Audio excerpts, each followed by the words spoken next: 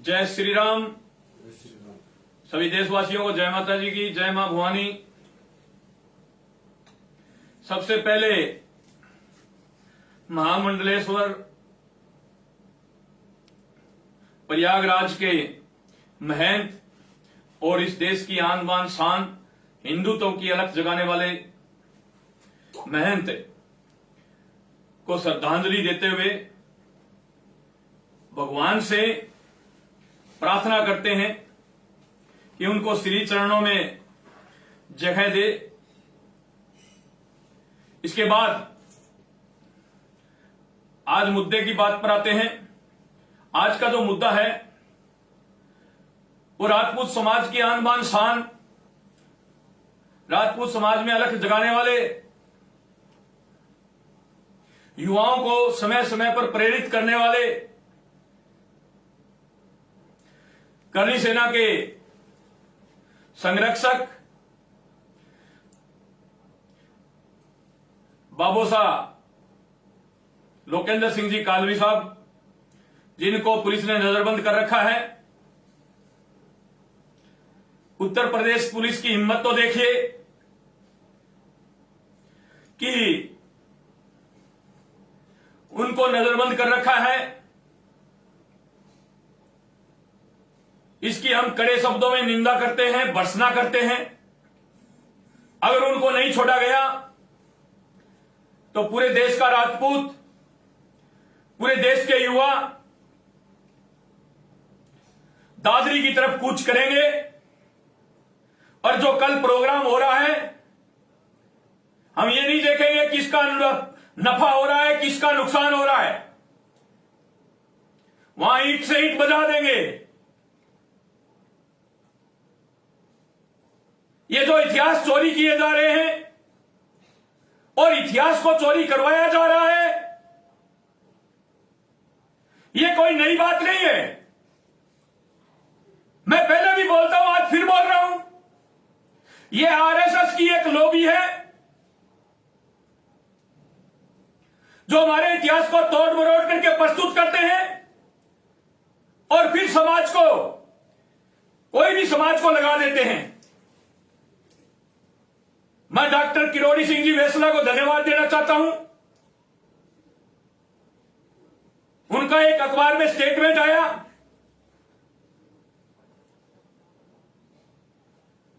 कि कुछ लोग नादान हैं, इतिहास से वाकिफ नहीं है, इतिहास के जानकार नहीं है,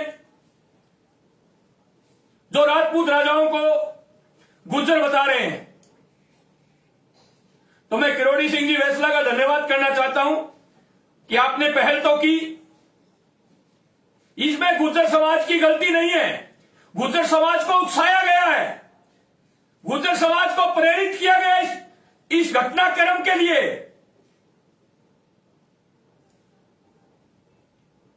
हम पन्ना ध्याय का बलिदान नहीं भूलेंगे, आज भी नहीं भूले और आने वाले दिनों में भी नहीं भूलेंगे। पर जो योगी जी कर रहे हैं, योगी जी आपको एक साजिश के तहत, एक षड्यंत्र के तहत, एक सुनियोजित प्रोग्राम के तहत यह प्रोग्राम रखा गया है आपका वोट बैंक खिसकाने के लिए। मैं समय समय पर कहता रहता हूं कि बीजेपी का एक गुट उत्तर प्रदेश के अंदर योगी जी को हराना चाहता है। पर योगी जी, आपके अंदर, खुद के अंदर भी समझ है, आपके भी ओएसडी हैं, आपके भी सलाहकार हैं। उस मूर्ति के ऊपर किसी भी जाति अंकित नहीं होनी चाहिए। आज हमारे पूरे देश के अंदर महाराणा प्रताप सिंह जी, पृथ्वीराज चौहान जी, वीर दुर्गादास राठौर जी, शेखाजी महाराज, जितने भी हमारे वीर हुए, जितने भी महान योद्धा हैं, उनके एक के भी आगे जाति नहीं लिखी हुई है।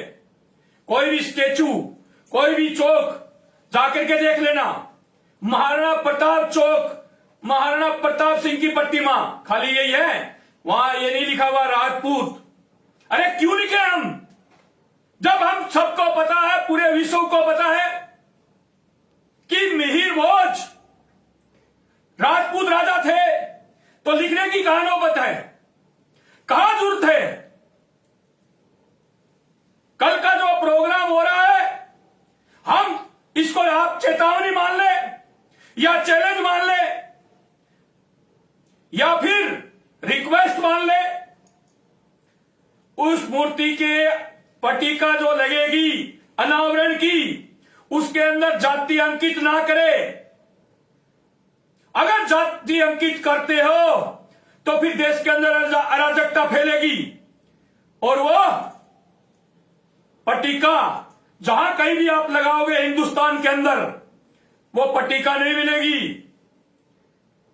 ये भारत के युवा, ये भारत के नौजवान साथी, ये जो क्षत्रिय, जो इस देश के ठाकुर, जिनको सरकार गिनती के अंदर 12 करोड़ बताती है, पर हमने पूरे भारत में घूम करके देखा है 35 करोड़ क्षत्रिय इस देश के अंदर भरे पड़े हैं। हम एक बार फिर प्रशासन को चेताना चाहते हैं कि माननीय कालवी साहब को तुरंत रिहा किया जाए, वरना पूरे भारत के युवा उत्तर प्रदेश की तरफ कूच कर देंगे और आपके अंदर ताकत नहीं उन युवाओं को रोकने की। जो करनी सेना कहती है वो करती है।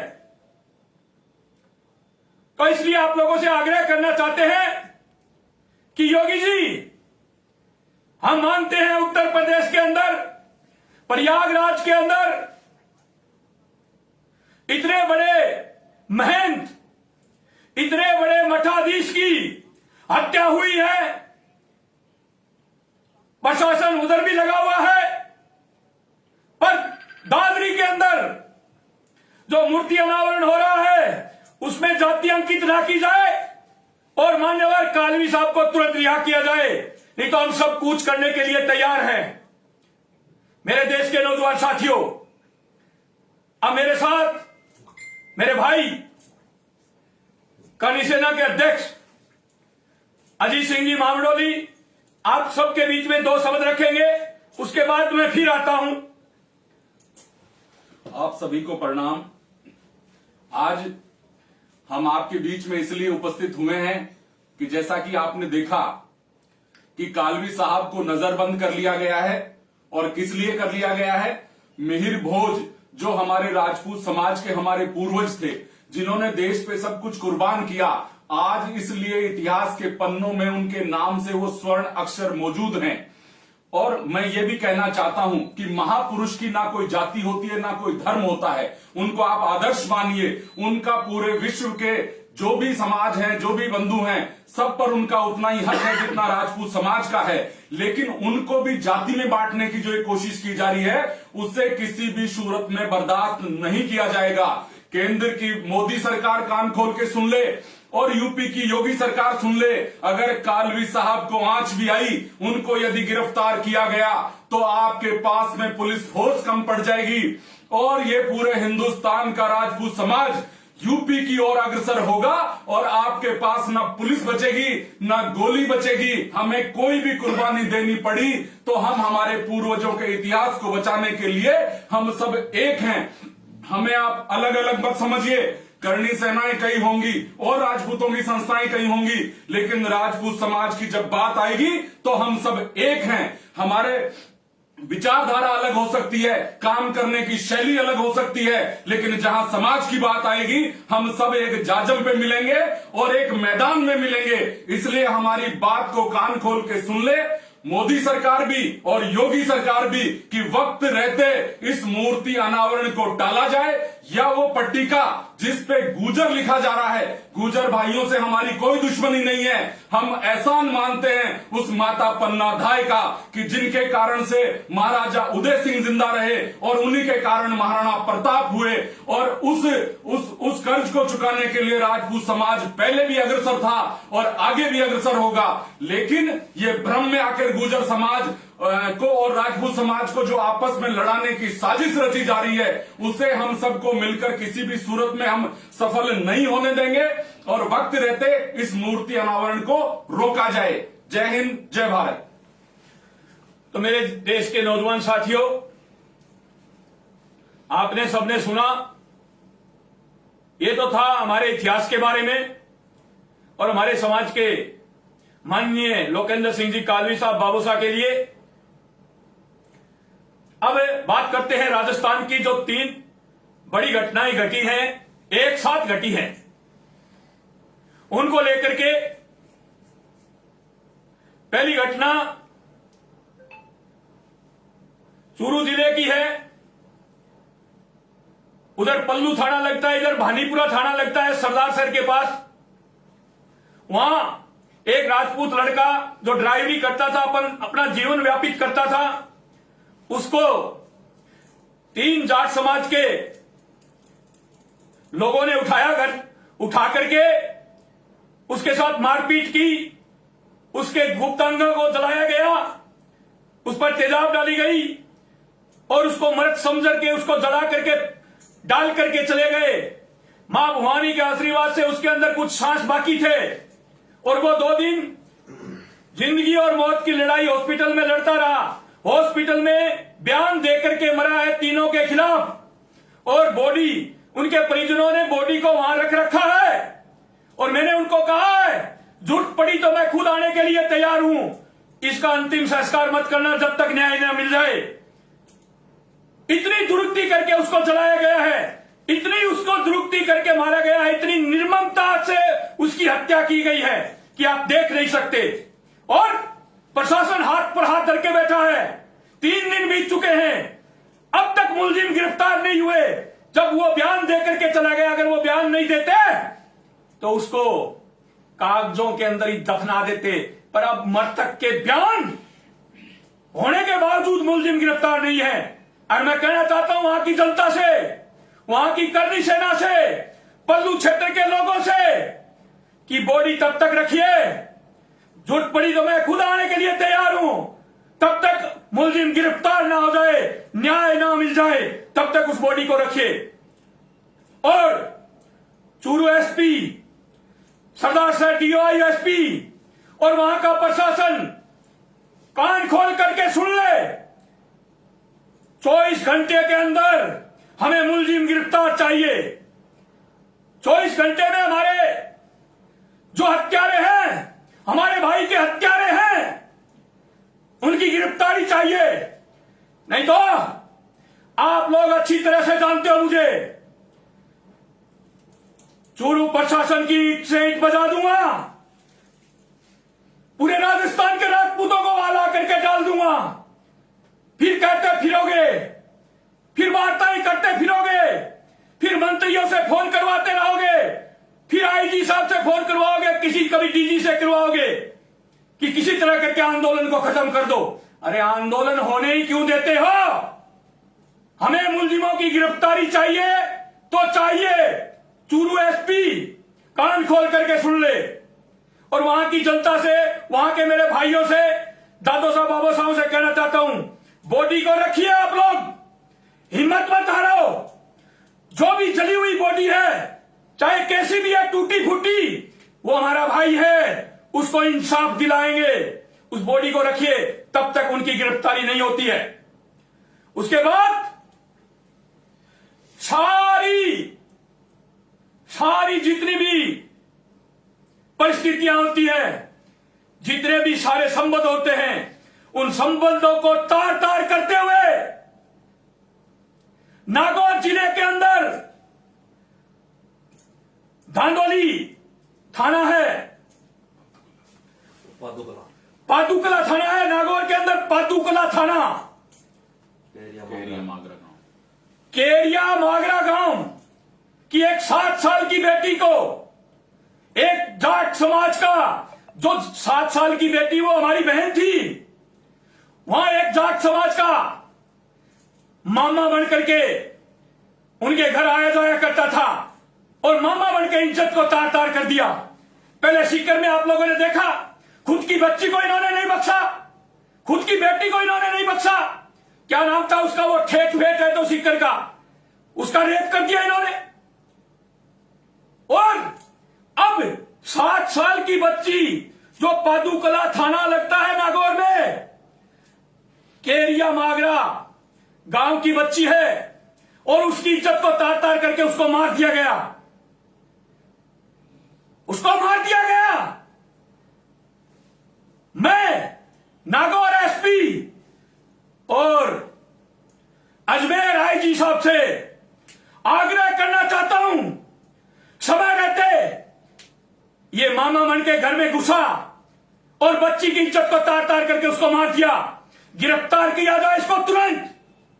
और पोस्को एक्ट लगा करके गिरफ्तार हो भी गया तो इसका साथी और कौन था, इसके साथ और कौन कौन थे, जिस कुएं के ऊपर, जिस बेड़े पर, जिस ट्यूबवेल के ऊपर बच्ची को ले जाके रेप किया गया, जहां मारा गया, वहां इसके साथ और कौन कौन थे, उनको तुरंत गिरफ्तार किया जाए और सबसे कम समय के अंदर चालान पेश करके फास्ट ट्रैक कोर्ट में मुकदमा चलाया जाए, पोस्को एक्ट कोर्ट में मुकदमा चला करके ऐसे दरिंदे को सरेआम चौक में खड़ा करके गोली मार देनी चाहिए। मैं तो कहता हूं मुकदमा चलाना ही नहीं चाहिए। जो माता का स्वरूप होती है, अरे जिसने पूरे सूरे कपड़े पहनने नहीं सीखे, उस 7 साल की बच्ची की इज्जत इन्होंने तार तार कर दी। इन घटिया कुत्तों को तुम लोग घरों में बांटते ही क्यों हो? ऐसे धर्मे के क्यों करते हो? क्यों करते हो ऐसे धर्मे के? अरे मामा बन करके इस घर के अंदर रहता था और मीडिया वाले क्या लिख रहे हैं कि लड़की की मामा ने इज्जत लूटी। अरे जाति लिखने में शर्म आती है क्या? लड़की राजपूत थी और वो जाट था, मामा बन करके रिश्ता बना करके 7 साल की बच्ची को तार तार कर दिया और तार तार करने के बाद उसको मौत के घाट उतार दिया। ऐसे दरिंदों को इस देश के अंदर जीने का अधिकार नहीं। मैं सरकार से कहना चाहता हूं, आग्रह करना चाहता हूं कि वसुंधरा जी ने जो 12 साल से नीचे उम्र की बच्चियों के साथ रेप होते हैं, फांसी की सजा का प्रावधान किया। अरे 2-4 को फांसी तोड़ो, 2-4 को फांसी लटकाओ, सबसे कम समय में चालान पेश करके फास्ट ट्रैक कोर्ट में चला करके ऐसे दरिंदों को सरेआम चौक में फांसी देनी चाहिए। ये नागौर जिले के पादुकला थाने में का नेटवर्क केरिया मागरा गांव है, उसकी बच्ची थी। मैं नाम भी जानता हूं, पर आजकल कोर्टों ने कुछ बाधाएं लिख रखी है, इसलिए नाम नहीं बता रहा, ना लड़की के बाप का नाम बता रहा, ना लड़की का नाम बता रहा। पर मीडिया ने क्या लिखा है, लड़की के मामे ने इज्जत लूटी। अरे मामे की जाति तो बता दो, कौन सी जाति का है?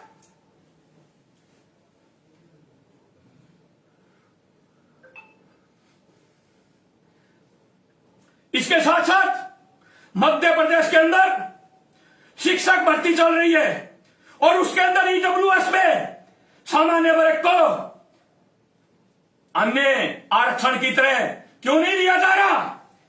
ईडब्ल्यूएस का फायदा सामान्य वर्ग के भाई बहनों को क्यों नहीं दिया जा रहा? शिक्षक भर्ती के अंदर पूछना चाहते हैं मामा जी, क्यों नहीं दिया जा रहा? मेरे देश के नौजवान साथियों और संगठन के पदाधिकारी जो नकारा बने हुए हैं, काम नहीं कर रहे हैं, उनसे कहना चाहता हूं कि पादुकला थाना केरिया मागरा गांव है, नागौर की टीम अब तक वहां नहीं पहुंची। कारण क्या है? वहां पहुंच करके उस परिवार का हौसला बढ़ाओ और उस परिवार का साथ और सहयोग दो। अरे हम बीमार हैं, फिर भी बोल रहा हूं ना मैं, फिर भी आपके सामने हूं ना मैं।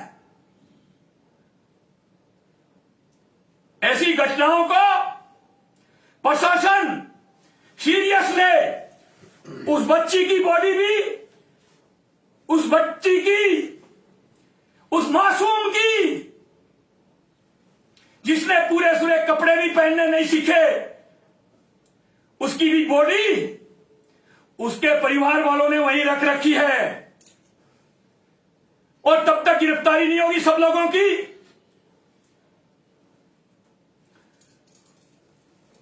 तब तक उसका भी अंतिम संस्कार दाग नहीं होगा। उसकी भी बॉडी रखी है, उधर चूरू जिले में बॉडी रखी हुई है, इधर नागौर जिले में बॉडी रखी हुई है, और प्रशासन हाथ पर हाथ धर के बैठा है। सहन नहीं करेंगे, कतई सहन नहीं करेंगे। मैं सरदार सर के विधायक, हमारे दादाजी, जिनको दादा नाम से जब भी हम मिलते हैं चरणों में धोख देते हैं, दादा भंवर लाल जी से हाथ जोड़ करके रिक्वेस्ट करना चाहता हूं कि ऐसे दरिंदों को, जो उसको इतनी दुरुक्ति करके मारा है जला करके, तुरंत प्रभाव से गिरफ्तार करवाइए दादा। और हम लोग लड़ाई लड़ेंगे, फांसी के फंदे पर चढ़ने चाहिए वो। इधर नागौर के पूरे राजनीतिज्ञ आप जानते ही हो कौन है, एक दूसरे को बचाने में लगे हुए हैं। यहां स्टेटमेंट दे रहे हैं कि बच्ची के हत्यारे गिरफ्तार नहीं किए गए तो कल मैं सारे प्रशासन को चेंज कर दूंगा। अरे ऐसे काम करते ही क्यों हो? युवा पीढ़ी को शिक्षा दो। सारे अवैध काम नागौर के अंदर होते हैं, चाहे अफीम का हो, चाहे पोस्ट का हो, चाहे दारू का हो, चाहे बजरी का हो, चाहे रेते का हो। सबसे ज्यादा युवा क्रिमिनल नागौर में बन रहे हैं। ये किसकी देन है? किसकी देन है? कौन सा नेता की देन है ये?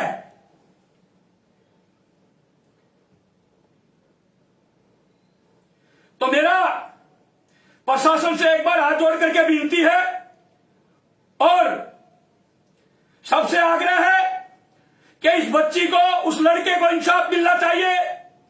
कल जो दादरी में मूर्ति लग रही है, उस मूर्ति अनावरण में जाति अंकित ना की जाए, ये योगी जी आपसे हमारी मांग है। और कालवी साहब को, मान्यवर कालवी साहब को तुरंत रिहा किया जाए। अगर कालवी साहब के एक भी जरीत आ गई ना, तो वहां के प्रशासन के ईंट से ईंट बजा देंगे, उनके हाथ उखाड़ के फेंक देंगे। इस बात को सोच के रखना, दिमाग में रखना।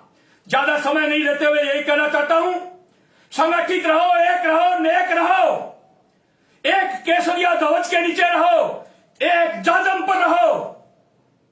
कोई भी ताकत नहीं जो तुम्हें हिला दे।